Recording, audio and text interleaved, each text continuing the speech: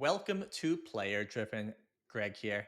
Today we're talking to Manu Rossier. He is the Director of Marketing Intelligence at Newzoo, and we are going to start breaking down the new 2025 Global Games Market Report that Newzoo put out on Tuesday.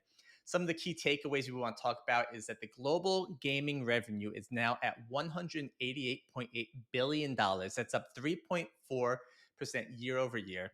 There's 3.6 billion global players. That's up 4.4%.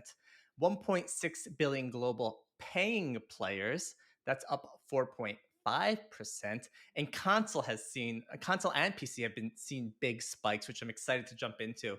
I don't want to take away all the highlights, Manuel. I really appreciate you and Newzoo for giving me some time here to talk to you about this report. Mhm. You want to let us know a little bit about yourself? Yeah, sure, of course. So it's quite exciting for me because it's my first global gaming market report as director of market intelligence at Newzoo. I joined about 1 year ago, and before that, I worked in publishing at Electronic Arts. So I had a good experience. I went in Asia. So and now I'm ready to discuss about the market and not just one publisher.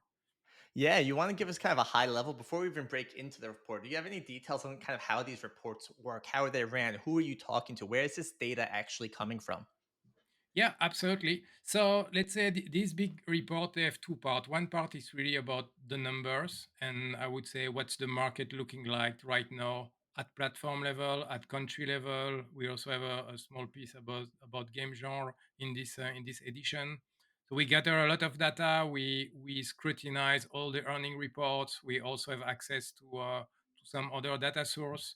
We obviously use our own product. So the GPM, the global prod- yeah, games. I have to restart that one. Uh, Yep.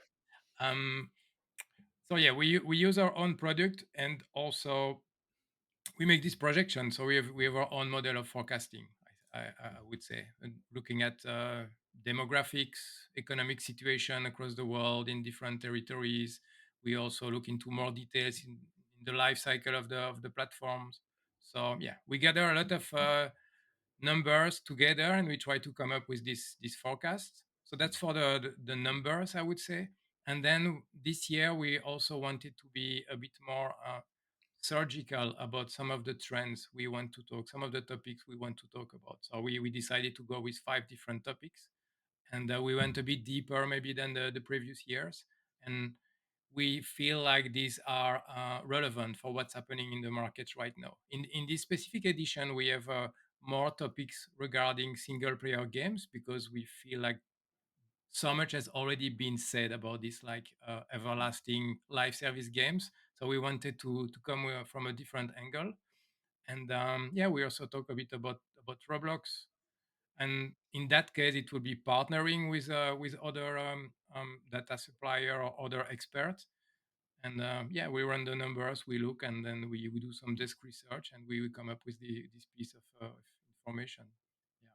That's awesome, and I appreciate that. And looking at the report, it's great. And you know what? It looks like everything's positive across the board for the most part in gaming, which I think is great. We're seeing the rise of console again growing really quick. That could probably be related to the Switch too. We're Mhm. seeing PC, which I feel like a few years ago, PC was kind of falling behind to some of the other platforms. PC has a big spike because of Gen Alpha. And obviously, I think there was the layoffs in gaming, and while there is still some, I think like we're past the turbulent part of all that. So it seems like the game industry is on the up and up. Am I safe to say that? I think if you look at the number of players, if you look at the total revenue generated and at platform level, and also in total, I think yes, we beat pre-COVID numbers. Now we are back to 2021. There was a dip, 2022, kind of the hangover of the industry, and now we are back above any previous year. So it's good to be back at the top in terms of total revenue. Some of the good news is obviously, as you said, coming from the Switch 2. We also expect GTA 6 to make a big impact next year. So the console market is covered for the 2 or 3 incoming years for sure. PC will also benefit from the release of GTA 6 a bit later. So all in all, yeah, things are doing well, but we also see, um, in terms of numbers of players, we don't expect the number of players to grow significantly in the coming years. We feel like the way I like to present that is that when I was playing video game, I was the only generation playing video game in the 80s, in the 90s. But now we have like two or three different generation of people that are playing video games simultaneously. But it's not like there is much more to get in terms of age band of the population. So we've done that growth, which means that now the number of players is heavily dependent on the demography, the demographics, really, or the global population is increasing. And so yeah, we expect the number of players to plateau a little bit, but other than that, yeah, when you look at the numbers, it's quite positive. We also saw that the play time has been increasing again at the end of last year, which is also always a good sign. With all these layoffs and everything that has happened, our understanding it's more like there were too many people trying to develop too many game, and the market was not able to absorb all this supply of games, good games most of the time. We had so many good games.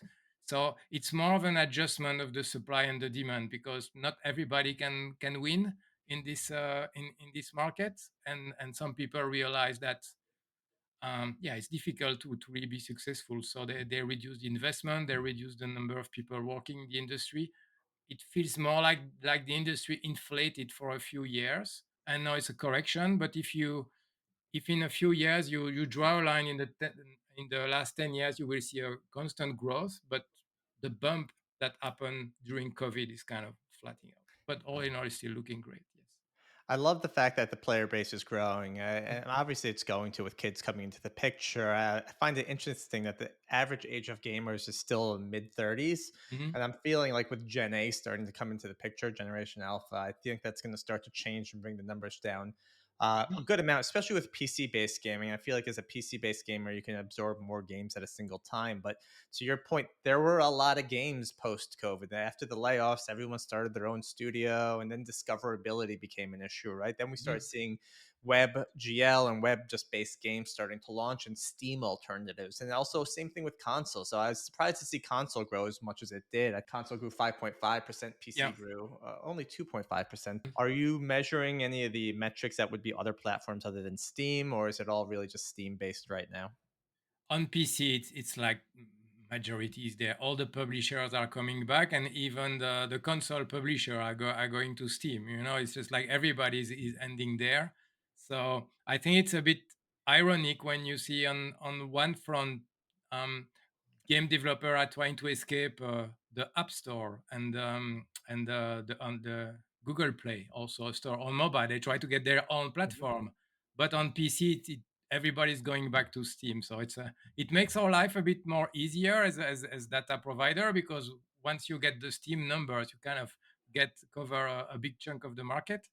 Um, yeah, this is a trend. It's a pendulum, huh? Really. You saw a few years ago all the publisher they wanted to have their own platform. Now it's going the other way around. Um, but it's also true that we are monitoring what's happening in terms of games like browser games that you can play directly in a browser or that don't even require to install the game on your computer. So we are monitoring that, but it's a challenge to get the data. I'd say Yeah, I could that's always imagine the so because it's problem. so Mm. fragmented, right? Yeah. Everything is everywhere here. But I think again that there's different tools and different solutions coming into place this year, and I'll be curious to see as the year goes on, kind of where people are finding these games. Steam will always be king, but Hmm. will someone else make a blip on that radar eventually? Hmm. Yeah. Right. And to your point, you also have those forever games, right? Your Fortnites, your Roblox, and will those ever crack a top 10 list anywhere, right? Not the game itself, but the experiences from within. Yeah, I wrote a piece recently about like the resurgence of games as a platform. So I think that's what we are seeing. Roblox cannot really be defined as being one game. It's more of a platform for shared experiences, and yeah, it's difficult. I think the question is really: do you think you can beat them by being outside of the platform, or do you want to get your share within the platform? And I think that's going to be very interesting to see what major publisher do against or with platforms like Roblox and even Fortnite or Minecraft. When you speak with studios, right, do you have suggestions or thoughts as we enter? I mean, I guess we're ending 2025, going to Yeah, 2026, right? yeah. Well, what are your? I'm not going to ask you for predictions per se, right? But kind of what are your thoughts going to next year and on how these numbers start to continue to move? I, my recommendation right now is don't fight because it's very unlikely that you're gonna win again these big games. But try more find some um, complementarity, in what you are offering. I think some publishers have also understood that it's not bad to have some kind of version of your HD game within Roblox, for example. So you have a footprint in this platform, and then maybe the players move to your actual game. So I think it's really we saw that with Fortnite a few years ago. I think everybody considered Fortnite as a competitor, but then publisher they started to realize that maybe they can put some skin of their own IPs within Fortnite, and it's a win-win ultimately because it makes it increase their brand awareness, and also yeah, they go where the players are actually, because that's where the young players they are not like watching TV or doing anything else. So if you want to target them, you somehow have to go in this social space, like Roblox.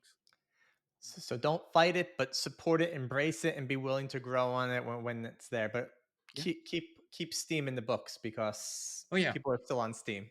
Oh, absolutely. Yeah, yeah, no, absolutely. Yes. Switching it to console, right? Console this year was worth $45.9 billion. That's up 5.5%, which is great. I know Hmm. tariffs scared people on what was going to Yeah. happen, but Switch 2 proved that, you know what, people are still going to buy hardware. Hmm. Do we think that the console hardware, I mean, it's funny because Switch 2 is buying into the new consoles and Xbox is kind of floundering on this is an Xbox, that's an Xbox, Hmm. but I'm sure there'll be a next Xbox, but uh, still going to feel that high on console. Anything that surprised you about console this year? No, I think it stays healthy despite the fact that there has not been really a lot of tentpole games on console. I would say on PlayStation, exclusive on PlayStation or on Xbox, there has not been like big breakthrough titles.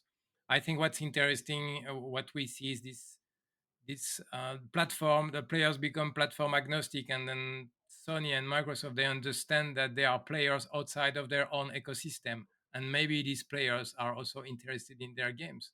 So I think it's a double positive. If you can play games on PlayStation, games on Xbox, then you are more likely to buy these games without having to buy a PlayStation. And I think it goes the other way around. So we start seeing that. I think it's probably a realization from the console makers that their own ecosystem is not big enough to continue the growth, so they have to find other pockets of opportunities, and that's why you start seeing all these games being there's barely any exclusive anymore at this point outside of Nintendo, of course. That's Yeah. on Nintendo, which is still doing well with it. But yeah, to your point, I know Helldivers just came out on Xbox, and you can get Indiana Mhm. Jones on PlayStation. And you know, I still think you'll see the leaders of those companies say exclusivity matters, right? And maybe it is for the first year or so. But I think studios realize that if they want to make the most money possible, you got to be able to sell to the biggest crowd possible. And it's not one person with a PS5; it's someone that has hardware that Mhm. can support anything. Yeah, absolutely, absolutely. And yeah, that's really. I think Nintendo is happy being on their island. Physically, literally, they are really on their island. Even if they've also opened the gates for third-party publisher to be way more present on the Switch too. So there's also making significant revenue from their eShop and all the games and the indie games that are present there. It's not just their own IPs that are successful on the Switch. Um, but it's good for the player. Anything that removes friction is good for the market and is good for the player when you think I agree, and I know I've probably been saying this for years, and I'm probably wrong every year, but I don't know how long Nintendo can continue to sustain that model, right? But about it. Hmm. people keep eating up their games, right? It's like you have an Xbox and a Play or Xbox or PlayStation and a Nintendo, right? It's like the complementary console that you have. But I feel like there's gonna be a time and point where maybe it's Gen Alpha, right? That's like, all right, well, I have my mobile phone, and that's what I'm going to be using. I'm going to be gaming from my mobile Hmm. phone or this pocketable device, right? And Yeah, and let's see what happens on the portable device front from PlayStation. Like if they come with a true portable device that doesn't need to be within Wi-Fi of the standard console, maybe people will consider, oh, I can stay in the PlayStation ecosystem even if I'm outside of my house because now I have a device that's really as useful as the Switch is when you are not at home. So Yeah. that's also a possibility. I'm not personal like a fan of Nintendo IPs. It never really clicked with me.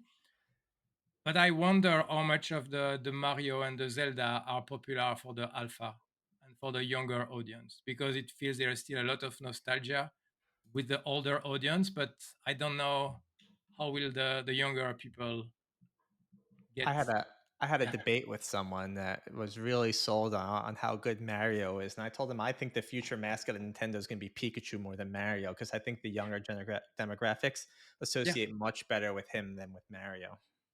absolutely. And for some of them, they will be surprised that there is a video game about a movie character. Yeah, You know, that's exactly right. yeah. Something I found fascinating was mobile. I always find mobile fascinating because I don't think people who are in the business side of gaming understand the monster that mobile gaming is, right? And mobile gaming this year, you have said was worth the market value was $103 billion. That's up 2.9%. It also had 3 billion players, which I think Hmm. Earth has like 7 billion people or Hmm. something like Yeah. that. So almost everybody online that has a phone is playing a game on the phone. But it seems like a lot of that growth is happening in the Southeast Asia area, right?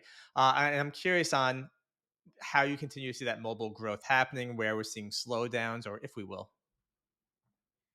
Yeah, I think there are still also a pocket of growth for mobile usage. I would say one of the headwinds that the mobile gaming has suffered recently is the emergence of the shorts. You know, the TikTok, the YouTube shorts, all this distraction from playing. Um, I always like to talk about my kids because I have two teenagers and they spend probably more time watching stuff rather than playing. And there has been a shift also, so that there is competition for screen time on the mobile, which is kind of detrimental to the industry.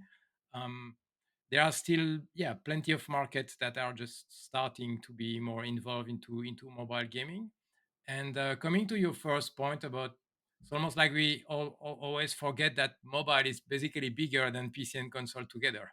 That's the reality, or it's even. I think for some of us being here in the industry for a long time, the early gaming on mobile was very casual and was also seen as like subpar compared to the HD experience. And I think there's still this feeling that um, the experience of gaming on mobile is not great, and it doesn't have the aura maybe of the HD gaming. But the reality is that now the experience, some of the mobile game are very good, you know, very engaging, and some of the audience will probably never play on a console. They will play on mobile all their life because that's how they grew and how they started. So I think it's yeah, it's massive. The good news about mobile, I was discussing that with some colleagues before we have this discussion, is that it seems that on PC and console the same games are there and they will be there forever. The Counter Strike, the Fortnite, the Roblox, and things like that. On mobile, in the recent years, we've seen a few like huge successes, almost coming out of nowhere, but becoming market leaders. A game like Monopoly Go, for example, came out of nowhere and became the biggest one. We have not seen that on PC and console for a long time. If you think about PUBG, if you think about Fortnite, these are like almost 10-year-old games. Counter Strike is even older. So there's not been like such a breakthrough success of a game on PC and console that can stay for a long period and get to the top. So that's what I think is interesting with the mobile gaming, is that there is opportunity to become market leader. There is still opportunity to become market leader. It's so crazy, right? Because I think, to your point, the stigma that goes with mobile gaming is more of a older stigma of it's not games, but Monopoly Go is an interesting Yeah. use case, right? Because that's kind of like a dopamine hit, Oh yeah. right? Like, Absolutely. this is not neither here nor there, but I don't think you can. maybe you will see those types of games on PC and on console, but I think you have more gamers on those platforms where Mhm, you want to be able to play a game and not necessarily in it for the dopamine hit. Whereas on mhm, mobile, you have people. To your point, you're going through TikTok videos. That's dopamine hit video after video. If you could do that in the mhm. game itself, right? How do you maximize that effect on someone? And it's this weird balance that what's right, what's wrong. Is one just taking advantage of someone or not? And there's no right or wrong answer here, right? It's just how you want to look at the market and approach the market. Yeah, and in terms of the behavior of the younger generation, like a long session of playing is not something they are looking for. They are looking for shorter sessions. When they play Brawl Star or some other mobile games, a PvP mobile game, these are very short sessions compared to a game of Battlefield, for example, that can be 20 or 30 minutes. So that's why I think you will start seeing even more in some of the big HD shorter session game mode with shorter session. You see that with Fortnite Blitz, which is like a super short version of Battle Royale, which were designed for mobile, and you will see that more and more. People they cannot commit for so long to one single game. So I think it's also interesting to see this That's a great change. example. I know me and Yeah, my friends like we'll end every night with a game of Blitz because it's yeah, so quick. You could play it in 5 exactly. minutes and you could be done, and Yeah. that's what you want. I think that's a great way to kind of understand. Hey, those shorter sessions do exist in other games, right? That's Mhm. why I play Madden or football once in a while, right? Because I know 20 minutes I'm in and out, right? Like Yeah, that's how long it is. exactly. I did a podcast the other day with a game designer. He said his theory is you have 9 seconds in the mobile game to capture someone's attention. Within 9 seconds, if I didn't capture your attention, that player's on to the next game. And it Uh-huh. really resonated with me because I watched my son, who's 7, go Mhm. through YouTube and stuff. I'm like, he Yeah. can't sit still, man. He's not going to give a game with a tutorial more than 5 minutes a shot. He wants to go in, he wants to play, and he wants to like it. And how do you create that experience? That's exactly the point I wanted to make, but now looking at HD, at console and PC. Because we are in an age where you have the Game Pass, you have so much games you can play. Um, you are not forced to play them. You can try them, but if you don't get that hook very quickly, you just go and you delete and you install the next game. In the same way that on Steam, I mean, personally, I do that very often. I try so many games, but you can refund them within 2 hours of play if you're not hooked. And I think developers have to understand that the first 10 minutes of your game are going to decide if the player is going to stay or not. You cannot have this endless tutorial. So, like preliminary story and thing, you need to have in the 5 or 10 minutes something that really push the player to stay in your game. And maybe that's a different mindset than how it has been done in the past. Like setting up the scene is not enough anymore. That's how I feel. And the new generation will be like that even more. They want instant action. They want to understand what the game is about. Well, I loved the piece that you put on LinkedIn about the IPs because we've been Mhm. talking about the different types of games that have been Yeah. coming out, right? You have brand new IPs, which are hard to break in, but you have like a Claire Obscure that's a great. But then you see the revival of some old IPs. And one we talked about a lot recently was NCAA football here in the States, right? For about 20 years, NCAA football disappeared. Last year, it decided to come back, and saw a huge spike of interest in it. And then this year is the second year it came out, and it was pretty much Yeah. dropped, right? Like you have these revival of old IPs, which I do love because it builds that excitement, but it shows you that it's really quick. It's that again that hit of dopamine, right? It's not going to last year over year. How do you build those experiences, which you can, right? Maybe you build one of those quick 10-minute experiences into NCAA to keep players hooked. But I think with what you put with the old IPs, like how do you keep people coming back to that? As I'm talking, I'm thinking about Skate. I don't know if you follow Mhm. the Skate Yeah, sure. at all, right? Like Yeah. that's coming back, and I'm waiting, and they're trying to go free to play. So I'm really curious on if they can play on that nostalgia as well as that new kind of formula to get people to keep playing. I have many things to say. I mean, having worked at EA, I also have I my, guess, my yeah. opinion on skate. I'm very curious to see how it will go. Fundamentally, it feels like this is a game for an older audience, but they are using the business model of a younger audience for a younger audience. I don't know if it will match. I Yeah, you see my point, I guess. so I Yeah. am a I am not a Skate hater. I Yeah. think Skate made some crucial decisions that did not work in their favor. And the first one being timing. They announced it like 5 years ago. And Mhm. then since then, Tony Hawk Remaster has come out two Mhm. times, right? Mhm. And skating's a small genre to begin with, right? And did Tony Hawk scratch that itch before Skate Mhm. came out? Also, the visuals look great, but Mhm. is it going to appeal to the skater crowd that wants to play skating games, or is it trying to appeal to everyone? Mhm. And I'm hoping it does well because I think the Yeah. skating industry is great and I think it's really cool and when kids have fun with it. But I feel like they took their shot and they took too long to get it out there. Mhm. Where and I think you also wrote about timing and how timing is important and how you need to be able to understand what your window is and hit it. And I just feel like it just got lost. Yeah, and I would say as a hobby, I don't know if skate is as culturally relevant as it was 20 years ago. I'm in Europe, so I can't really tell. It's not skate is not that popular in Europe, but I don't feel like there is any resurgence of skate as an activity, um, even before the video game. So I'm curious to see also how that unfolds.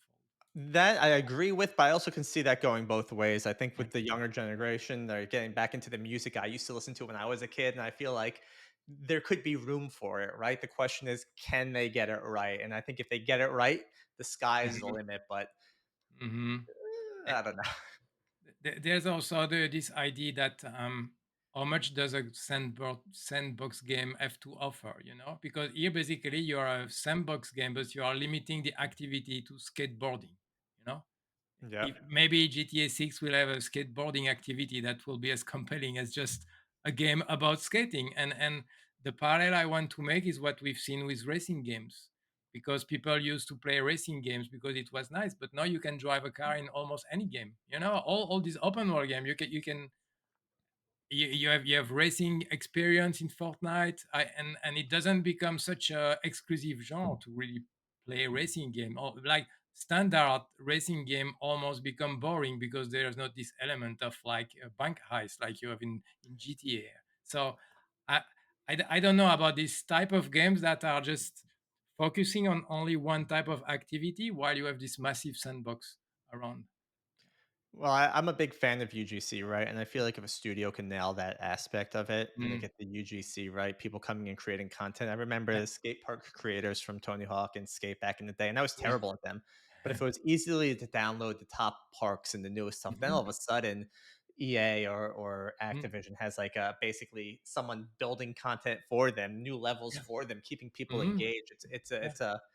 it's a smart move. Again, the question is, did they announce the game too long ago where that itch has already been scratched by Tony Hawk?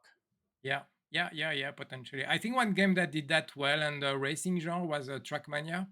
I think Mhm. they did it well because you could just everybody could create a track and then the people with exchange tracks. So I think there was massive UGC in there, but it only had limited success. It never became like completely mainstream because ultimately it's just a It's time racing. time time attack racing game. That's the time. It's why it's important to know your audience, right? Racing Yeah, games are only going to become as big for the most part, other than or as the racing audience, right? I yeah, think a few games can really surpass what that audience size is. I think again, a yeah. Fortnite is probably one of Minecraft, just because there's so many other experiences in there. But Mm, a racing game's a racing game. A Call of Duty is a Call of Duty. It's going to yeah, have that maximum audience no matter what. yeah, absolutely. When we look at 2028, or the forecasting, you're looking at the market to grow to over $206 billion. Any thoughts on kind of where that growth is coming from? There are a bit of everything. I think we will probably see end of 2027 the next generation of console. That's our assumption right now. So this is always an event in the market, um, when you have this refresh of the hardware. Even if I have to say it feels that it's not as much as of a big deal as it used to be, the transition to new console, because from a technical standpoint, the PlayStation and the Xbox are basically PC, rebranded PC. So you don't have any major step. We've also reached some a new visual level, and I think we are plateauing in terms of how games look, in terms of games visual.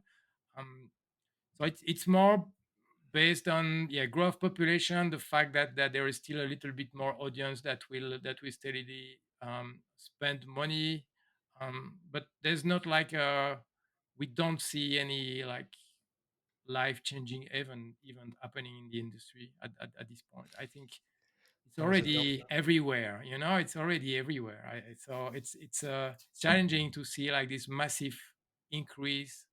It would mean that there would be some more fundamental change in society if people have maybe more free time to play, even more free time to play. Yeah. more free time or more ease to access games on different pieces of hardware, to your point Yeah. from earlier, right? And you don't need an Xbox to play Xbox. Ideally, you Yeah. won't need a PlayStation to play PlayStation. Then I was talking with one of the former Sony guys, Sean Layden. He said, if you take a look at the VCR, right, the Mm. VCR grew so large because any hardware company can make a VCR and support it. And all of a sudden, you can Yeah. get cheap VCRs, you can get Mhm. expensive VCRs. And I think gaming needs to go through that. If you want to get that audience to go from 3 billion people to more, you need to be able to put it on hardware that they already own because they may not go and buy it. So, how do you go about and solve that challenge?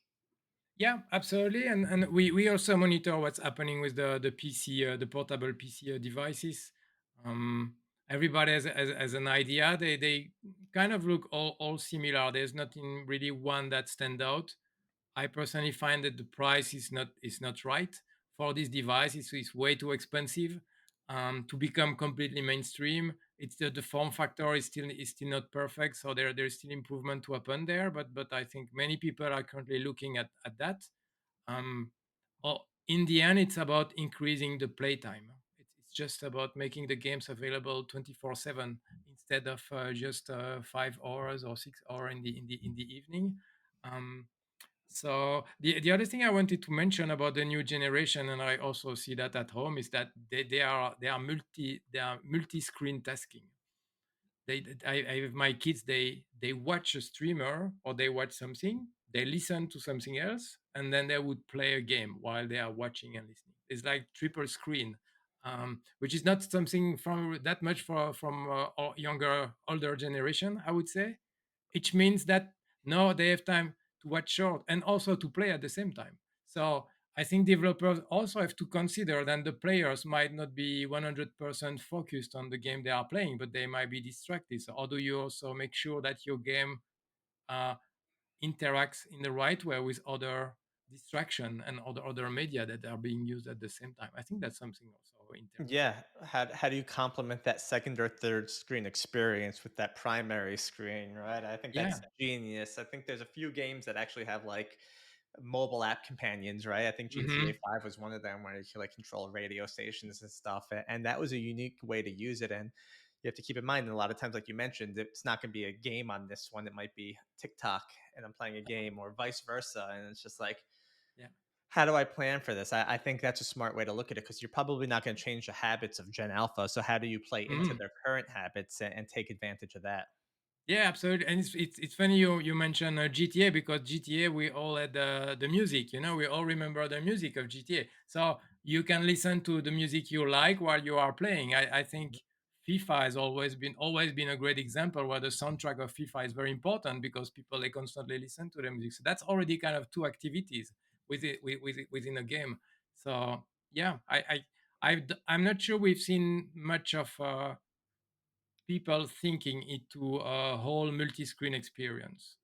And I think maybe there is something there. Yeah, absolutely. Taking a look at the report as a whole, Mm. is there anything from the Global Games Market Report that kind of shocked you or anyone at the team? We looked at pricing, for example, because there was this whole discussion a few months ago about is $80 now the new price? What's going to be the price of GTA 6? Microsoft came and said we're going to do $80 games from now on, and then they kind of pedal back. Um, and we looked at the data, and it's you need a good game to sell it full price, even at $70 or $80. That's what we see in the data. It's not enough to say, oh, the competitor is doing that, so I can do that too. No, you need to come with a game where players will really want to spend that extra 10 or $20. And I think that's something that's not always understood when people define their pricing. And we've also seen in recent months, and I mean last year and a half, the sweet spot of the $40 to $50 games. We see that working very well. Eldivers, I think Clair Obscur was also at that price. Hmm. So I think there is also something there in the pricing that is super interesting. We just saw now Hollow Knight Silk Song launching at $20. Is it a good or a bad business decision? It's a the question remains, because you kind of you create the hype, you encourage the hype by having a price which is not a discussion. You don't discuss $20. If you're like just a little bit interested, you can just buy it and play it.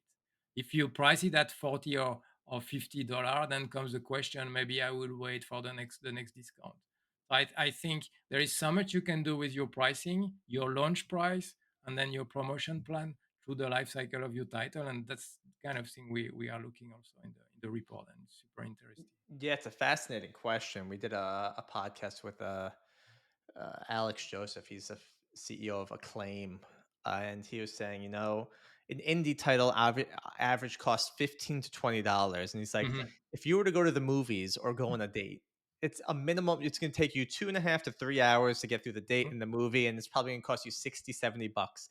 You Hmm. might get 10, 15 hours out of a game you don't love, and it only Hmm. costs you 15 to Yeah. $20, and you'll still be like, no, but like the time value of money is like, well, you spent more time with this game than this, but there's also a lot of games to choose from. So it's how do you Hmm. convince people that 15 to $20, yeah, it's money, but you're going to be playing it for X amount of hours. Is it worth that time?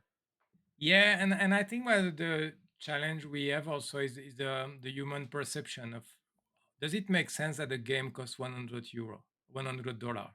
What else can you have with $100? You can buy groceries for a week. I don't know.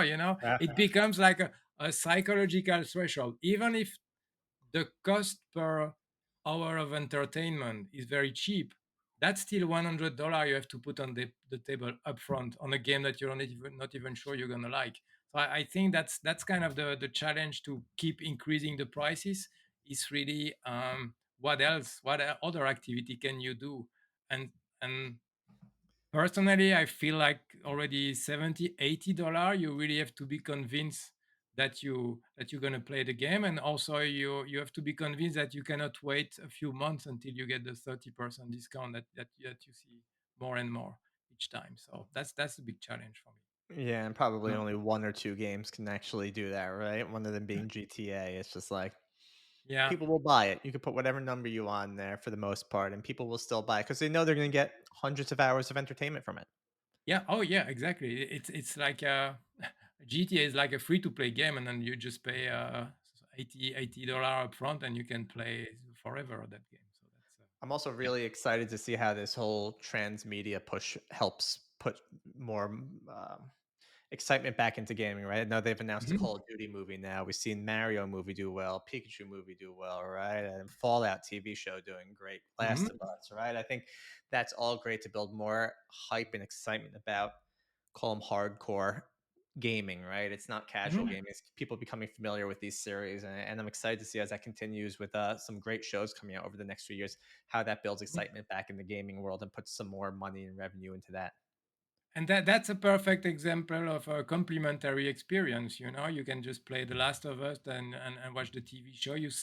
I mean, it's very important for all the IP owners that the players stay in their ecosystem somehow, in their brand. Yep, So I think definitely. it's this has to be designed in a complementary way. It also has to be aligned. Your all your product within your brand and your IP have to be aligned with your audience. You cannot really have a disconnect between the movie, like made for kids, and your game is made for adults, or vice versa. I mean, Borderlands is a good example of, like, there was a mismatch between the audience of the game and the audience of the movie. So Yep. but yeah, there is a lot happening. I think the good news also is that movies made from video games are starting to be also profitable. It's not just a marketing tool or a brand awareness tool anymore. It's really, these are like just, the ROI is positive, which Yeah. means that people not related to video games are just investing in purchasing the IPs to make other media. Yeah, So and mhm. again, you see these companies investing in these games, right? You go to Fortnite skins and you start to see Nikes in there. You start to see, I think last night Beavis and Butthead were in there, right? They're starting to I- expand to different audiences as well, right? Saying, hey, here's those recognizable characters. you're going to want to buy this. Yeah, absolutely. Which all these ecosystems, all these platforms make it more difficult for newcomers to just come and get the audience for so I many know it's reasons. You know, that's the moment you get your captive audience, you win. You know, EA, FC win because they have the soccer fan captive audience. Nintendo has the captive audience. There's just one thing I think I'm gonna be very interested to see what happens in the coming months. It's not really in our numbers yet. It's what Battlefield 6 will do. I'm very excited to see what it can do for the shooter genre and for the industry, because I think there's been a long time that like a famous challenger is coming back and seems to be strong and stronger, and I'm really curious to see if that will move the needle somehow, you know, because again, all the players are entrenched in their existing experience. Mhm. Where will the Battlefield 6 players come from? Will they stay, or will they go back after a few months because of this or that reason? So I think for me, everybody talks about the Switch and and GTA 6, but I think it's not every year you have a new Battlefield. And yeah, having worked for the previous Battlefield, I think I'm very curious to see what will be the impact of Battlefield 6 on the industry. I think EA has done so much right with Battlefield this Uh-huh. time around. Yeah. Between Battlefield Labs to get community feedback, very open about the dev, giving it to three very well known studios, just a Mm-hmm. lot of openness, open beta tests. Like you saw the sentiment before the game really Yeah. beta test was negative because people didn't like Battlefield. First of all, I grew up with 1942 and it was like my favorite game ever. Mhm. So I've been pumped about Battlefield. But Yeah. when you saw the positive sentiment start to go up, we did a live podcast with another guy that does metrics in gaming. He's just like Battlefield is making a mistake launching between Pokemon and Call of Duty, but this was before the first beta, and after the Yeah. first beta, he's like, I was so wrong. He's like, it came out so strong. The thing is, it's a very different game than Call of Duty, and I don't Yeah. think people realize that. Like the Call of Duty players will still probably play mostly Call of Duty because it's quicker, it's more action, Yeah. it's easy to get started. Battlefield's a slower, more strategic game, and I don't think you'll have that. You'll have a good amount of crossover because it's shooters, but like I'm really curious on if it will have that same size audience. I don't think it will be the same size, but I think it will be a very sticky audience if they do it right. Plus, they have UGC. Yeah, absolutely. I'm happy to see where they are now. It's there are no secrets, you know. Remove the friction, make your game accessible. Don't try to get the last 2% of the players that have the most expensive graphic cards, because that's not a lot of people. Hmm. Just reduce yeah, reduce your PC min spec to make sure you have a maximum of players that can actually enjoy the game. All of these things are always positive when you are targeting this massive audience. So yeah, and I think in any way, competition is always good for the players, because it means that next year maybe Call of Duty will come back stronger because they have to. That's also the positive for the players. It push the whole industry to just be better. Competition is good, but the problem is it's a full price game, right? You're gonna have to Yeah, convince someone that Call of Duty that's going to be on Game Pass, am I going to spend $70 or whatever it is to yeah, download Battlefield, right? And the thing is that it should be a $70 game. It's a yeah. triple Full A experience. huge shooter, right? But Yeah. Fortnite's free. There will be a free to play element in Battlefield 6, and that's been announced. So there will be an Oh, they entry will point. be? Are they doing Yeah, like yeah, a yeah, yeah. the There will be. I think the Battle Royale experience will be free to I play. want that. We want So that. We I want know, but it's an entry point, you know. Yes, I get it. Then you convert the player. That's what Call of Duty did with Warzone. Yeah. They I think the year they launched Warzone, they made so much upsell on the base game just because they just get the players in the already in there. So yeah, again, there are various strategies for Battlefield 6, and I'm very I love curious it. to see how it will unfold. I'll be playing Battlefield all day when it comes out. I'm very excited about it. But Manu, thank you so much for coming Mhm. on to Player Driven to talk about the Newzoo Global Gaming Yeah. Report. Um, Want to let us know where we can find information about you or Newzoo or the report, whichever one or all the above. We'll also link to it, but go for it. Yeah. Yeah. You can. I mean, I'm on LinkedIn, obviously. That's where I post my content. And then the free report is available on the Newzoo website. It's very easy. You can just register there. And yeah, that's it. I think if you want to find us, you will find us. Uh, Perfect. Well, we will, and I'm player driven on all our socials. We will link to both Manu as well as Newzoo, as well as the report, so you can check it out. There's lots of great content on there if you're Mhm, building out your go to market or your audience mhm, strategy over the next couple of quarters. mhm. Lots of cool stuff. Manu, thank you so much for jumping on and talking about this. And I hope you have a great rest of your day.